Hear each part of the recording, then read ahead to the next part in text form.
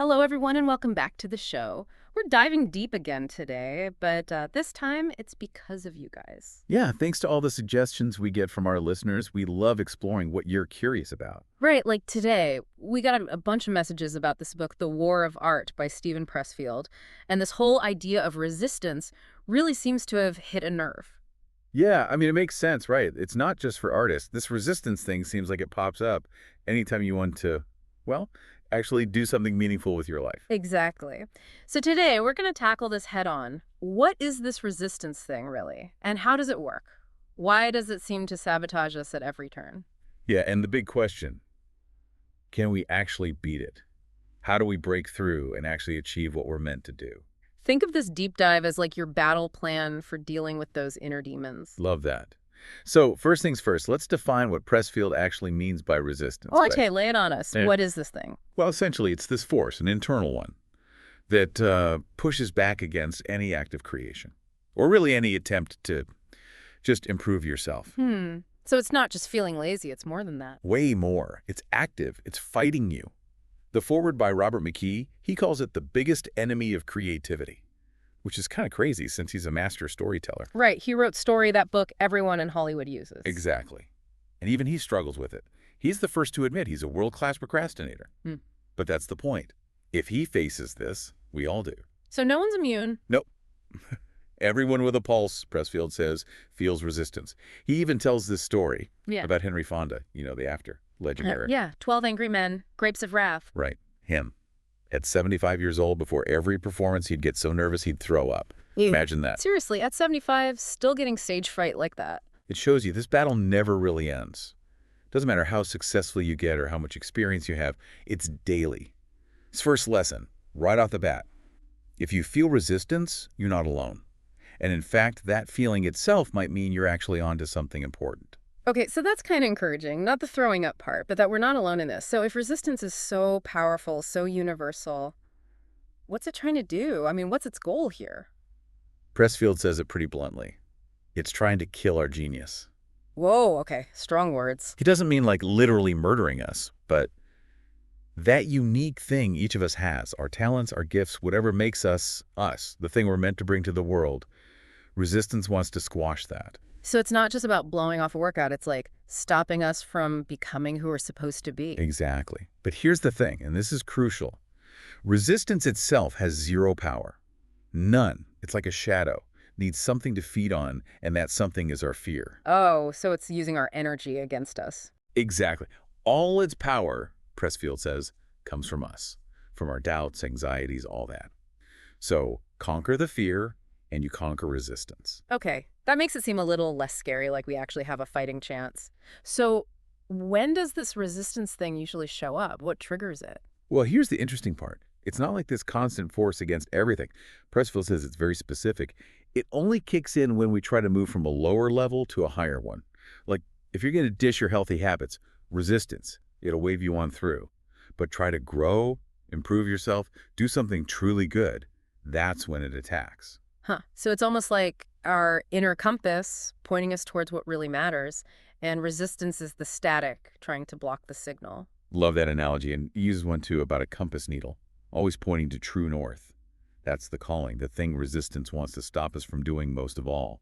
And get this, the stronger the resistance, the more important that calling probably is. It's like a backwards confirmation. So the more I'm procrastinating on something, the more likely it is that I should be doing it. Could be. Think about it. And here's another thing. Be extra careful when you're close to success. Pressfield tells that story about Odysseus, almost home after all his adventures, and his crew opens that bag of winds, sending him miles off course. It's like resistance gets desperate, throws everything it's got at you right at the end. Oh, tell me about it. You're this close to finishing a big project and suddenly, bam, everything goes wrong. That's resistance, panicking. Oh, and it's not just us sabotaging ourselves either. It can rope in other people too. Wait, what? Like how? You know how sometimes when you're trying to change your life, people around you get weird? Suddenly they're not supportive anymore, almost like they're trying to hold you back. Oh yeah, that crab bucket thing, right? One crab tries to climb out, the others pull it back down. Exactly. Pressfield says it's like an unspoken agreement people make to stay in their comfortable ruts even if they're unhappy. Anyone who tries to break free is a threat. Makes sense. It's easier to stay miserable together than to risk one person actually becoming happy. Right. And Pressfield says the best thing we can do for others is to be that example, to show them it is possible to break free. Okay, so we've got a good handle on what resistance is, how it works, when it shows up. Now, the nitty-gritty. How do we spot it in our everyday lives? Yeah. What are its disguises? Oh, it's sneaky. Pressfield gives a whole list, and it's long. Obviously, anything in the arts like writing, music, painting, but also starting businesses, trying to get healthy, sticking to a fitness plan, growing spiritually, fighting addiction. So it's not just about creative stuff. It's anything that requires effort and commitment. Exactly. Education, acts of courage, helping others, anything that pushes you out of your comfort zone, really. No wonder starting a business feels just as scary as writing a novel. Right. And one of the most common forms of resistance, procrastination. We're masters of. Tell me about it. I need to do more research. The timing's not right. I'll do it tomorrow. Classic. Exactly. But often that's just resistance talking, making excuses so we never even start. Ask yourself, what's the real fear behind that task you keep putting off? What's making you uncomfortable?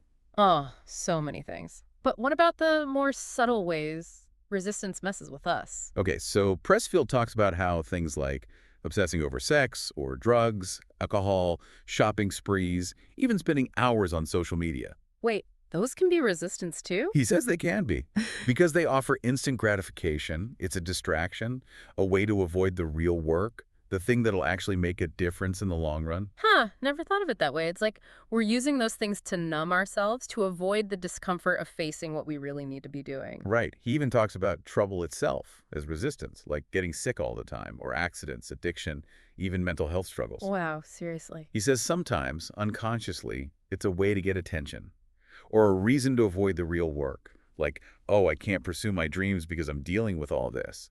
So being in constant crisis mode can actually be a way to avoid something deeper. Huh, never thought of that. And then there's the drama. You know, those people who always have some crazy stuff going on in their lives. Oh yeah, the ones who love a good soap opera, even if it's their own life. That can be resistance too. It's easier to create drama than to actually sit down and build a meaningful life. And casting yourself as the victim, that's a big no-no, according to Pressfield. Taking responsibility for your work, that's the opposite of being a victim. Right, it's about taking control. And then he even talks about how resistance can mess with our relationships, like how we choose partners. Oh, yeah, that's fascinating. He says we might unconsciously pick people who are either stuck in resistance themselves or embody it somehow. Maybe it's a way to avoid facing our own unlived life, as he puts it. Makes you think. Yeah. And then there are those more internal signs, right? Feeling unhappy all the time, bored, restless, that nagging guilt. All of those can be resistance, quietly working in the background, stopping us from aligning with our true path. And Pressfield also talks about how, like, consumer culture feeds into all this, right? Definitely. It bombards us with distractions, entertainment, the promise of instant happiness through buying stuff. It plays on our weaknesses, our need for comfort, and it keeps us from asking the bigger questions, from doing the hard work that actually leads to fulfillment. So it's a battle on multiple fronts. Okay, so now the big question. How do we actually fight this thing? What are the weapons we can use against resistance? Here's where Pressfield gets really practical. He talks about turning pro. Okay, so what does that mean exactly? Just getting paid for what you do? Not necessarily, although that can be part of it. It's more about the mindset. It's approaching your work, whatever it is, with a professional attitude. So it's about taking it seriously. Yeah. He contrasts the amateur with the professional. The amateur does it when they feel like it's a hobby. The pro, they show up every day, treat it like a job, even if it is their passion. The amateur plays for fun, the pro plays for keeps. Exactly. And there's this great quote by Somerset Maugham that Pressfield uses about inspiration showing up at 9 a.m. sharp every morning. Because that's when he sat down to write. Right. Discipline. Yeah, that's the pro mindset. Show up, do the work, whether you feel inspired or not. And often, the act of starting, that's what brings the inspiration. Build the structure, and the creativity will come. So just start, even if you don't feel like it. Yep.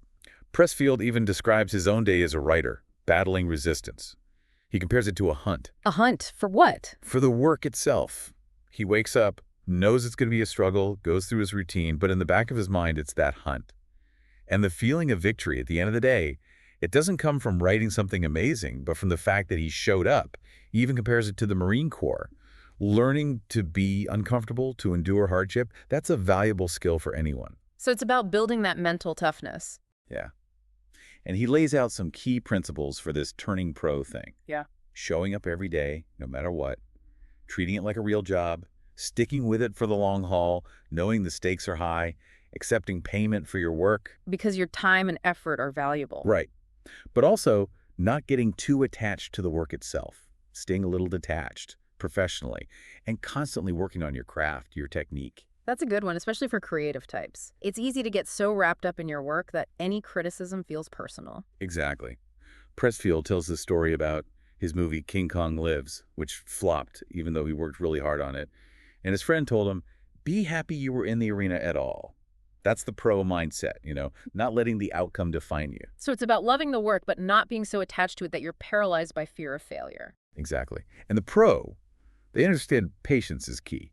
Resistance wants us to rush, to get instant results. But the pro knows it takes time, consistent effort, like mushing huskies across a vast distance, one day at a time. And creating order, that's important too, minimizing distractions, making space for inspiration to show up. It's about taking control of your environment, not letting chaos rule. Yeah. The pro sees their work as a craft. They focus on the skills, the technique, and they trust that the inspiration will come. And they take full responsibility, no excuses. Resistance is relentless, so you have to be too. So it's not about waiting for the perfect moment. It's about creating it. Exactly. Like in golf, playing it as it lays, adapting to the situation, whatever challenges come up. The pro develops that mental strength. They can take the hits and keep moving forward. And their style, it's about serving the work, not their ego. They're always learning, mastering their craft, respecting those who came before them, and learning to detach from the ego, from the instrument, and identifying more with their consciousness, their will. It's about becoming the master of your craft, not letting your ego run the show. Right. And here's a big one. Not taking failure or success personally. Both can feed resistance if we let them define us. Because it's not about you, it's about the work. Yeah. Pressfield talks about self-validation, how the pro doesn't rely on external approval for their sense of worth. They listen to feedback, but they don't let it crush them. They focus on getting better, on staying in the game. And he gives these great examples, like that frustrating meeting he had with a producer, and then on the flip side, Tiger Woods, staying focused even with distractions. It's about maintaining that inner control. The pro also knows their limitations, and they're not afraid to ask for help when they need it. And they know how to reinvent themselves, to adapt to the changing world. It's about staying flexible, always growing. Exactly. And ultimately, Pressfield says, resistance gives in to persistence, like that character, Ethan Edwards in The Searchers. He just keeps coming. Turning pro is a decision, an act of will. Wow, this turning pro idea is powerful. But then Pressfield goes even deeper. He talks about this higher realm, these forces that can help us in our creative work. Yeah, he gets a little mystical here. He talks about muses, angels. That might sound kind of out there for some people. I know, right? But he acknowledges that. He says you can think of it in less spiritual terms, too, like the inherent energy of the universe, pushing towards complexity and growth. Or maybe it's just our own talents, passed down through generations. But the point is, there are forces beyond us that can help us fight resistance. So we're not alone in this battle. Exactly. He says when we commit to our work, when we show up consistently, something amazing happens. He calls it heaven coming to our aid. Like these unseen forces align with our intentions, and suddenly we get lucky breaks. Insights seem to appear out of nowhere. It's like we become magnets for the things we need. Yeah. He compares overcoming resistance to slaying dragons to reach our full potential. And he talks about his own ritual, praying to the muse before he starts writing. He even references that ancient poem, The Invocation of the Muse from Homer's Odyssey. It's about that idea of divine inspiration, the need for consistent effort, that hero's journey. And he sees these angels as maybe agents of evolution, wanting to help us when we're serious about our work, when we create that crack in the membrane that lets their energy flow through. So it's about showing up, proving we're serious, and then these forces can step in and help. And he also talks about that thing where like you're working on a problem, you can't figure it out, and then you take a break, and suddenly the solution just pops into your head. Yes. He says it happens all the time. You step away, relax your mind, go for a walk, whatever, and bam, there it is. He asks, where does that come from? Angels. Muses. Our subconscious. Our deeper self. He says this inner intelligence is often smarter than our conscious mind and seems to really enjoy helping us create. like how nature self-organizes. A lot of artists talk about feeling like they're just taking dictation from something. It's like channeling something bigger than ourselves. Right. And he tells these stories about his dreams, how he interprets them as messages, like that one where he's Largo on a aircraft carrier. Yeah. He saw it as a message about taking control of his creative journey. It's about trusting that inner guidance, that intuition. So towards the end of the book, Pressfield talks about the self and the ego and how they play into all this. Yeah, this is where he gets into the psychology, even the spiritual side of things. He says facing our own mortality can shift our perspective from the ego to the self. And what's the difference exactly? The ego, that's the part of us that believes in our physical existence. It's all about survival. It thinks death is real, time and space are fixed, we're all separate, and looking out for number one is all that matters. The self, that's more like Jung's idea, this deeper spiritual part of us. It sees death as an illusion, time and space as more fluid, and believes in this underlying unity, that love and helping each other are key. It's about connection, not separation. Exactly. And Pressfield says the ego hates the self, because aligning with the self means the ego loses control. And that's why it creates resistance to stop us from growing, from evolving. So it's this inner battle between these two parts of ourselves. Yeah. And that's why we feel that conflict when we're trying to create something new or change our lives in a big way. Makes sense. So what's the real fear behind resistance then, if it's not just about failing? Pressfield says it's the fear that we will succeed. We're afraid of actually reaching our full potential, of becoming who we're meant to be. That scares the ego. Wow. It's like we're afraid of our own power. And he also says that we're not born blank slates, right? We come into this world with certain qualities, kind of destiny already built in. Yeah, he quotes Wordsworth, that beautiful line about trailing clouds of glory. So it's not about becoming someone else. It's about uncovering who we already are. That's a beautiful way to put it. And that leads into his final point about territory versus hierarchy. Right. He says we often define ourselves by our position in a hierarchy, always trying to climb higher, get more recognition. But that's external validation. Always comparing ourselves to others, trying to fit in, get ahead. Exactly. And he says for artists, that's deadly. It pulls their focus away from the work itself. Because true art comes from within, not from external approval. So he talks about this idea of territory. It's like a psychological home base. It's where you create, where your effort directly leads to results. You don't need external validation because the work itself is rewarding. Think of a musician lost in their music, an athlete training, a writer at their desk. It's about finding that space where you can create freely, without judgment. Yeah. And Pressfield gives a couple of ways to figure out if you're operating from a territory or a hierarchy mindset. Like, how do you deal with anxiety? Do you seek reassurance from others? Or do you dive into your work? And imagine you're the last person on earth. Would you still do what you do? If the answer is yes, that's probably your territory. It's about that deep inner drive. Right. And he says contempt for failure. That's crucial when you're working in your territory. The focus is on the work, not the outcome. And he connects this to the Bhagavad Gita, that idea of focusing on the action, not the results. He even suggests offering our work as a form of devotion. So it's about surrendering to the process, trusting that something bigger is at play. Yeah. He concludes that the creative impulse, it comes from somewhere else, and the artist is just the channel. The ego creates resistance, the artist is the warrior who fights it, and eventually they gain humility. They realize it's not about them, it's a gift. This has been an amazing deep dive into the war of art. This idea of resistance, it's so relevant no matter what you're trying to achieve in life. Absolutely. Understanding what resistance is, recognizing its tricks, and then using these tools like turning pro, finding your territory. That's how we overcome those inner barriers and reach our potential. So as you go about your day, think about the areas where you feel the most resistance. What are you putting off? What goals seem impossible? And ask yourself, what if that resistance is actually pointing you towards what you're supposed to be doing? What unlived life is waiting for you to step into the arena and start your own war of art? It's a question worth pondering. A huge thank you to all our listeners for suggesting this deep dive. We love exploring these ideas with you. Keep those suggestions coming, keep creating, and keep fighting that resistance. We'll see you next time.